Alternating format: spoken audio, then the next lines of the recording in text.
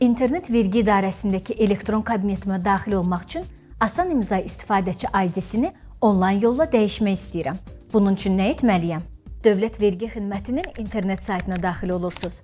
Açılan pəncərənin sol tərəfində yerləşən Asan İmza şəxsi kabinet düyməsinə sıxırsınız. Sistemə giriş səhifəsinə Dövlət Vergi Xidməti tərəfindən verilən Asan İmza və ya gücləndirilmiş elektron imza vasitəsilə daxil olmaq mümkündür.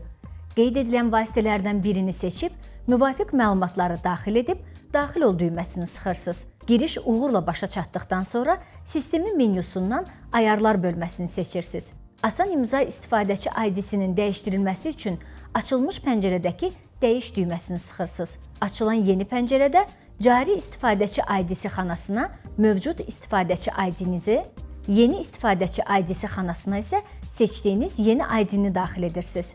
Ardınca təsdiqlə düyməsini sıxırsınız və sistem 4 rəqəmli kod göstərir. Bu kodun telefona gələn kod ilə eyni olduğunu yoxlamaq üçün mesaj daxil olur. Asan İmza PIN-1 kodunu daxil etdikdən sonra ekranda əməliyyat uğurla başa çatdı mesajı görünür. Çətindir? Deyil. 2/2-dir.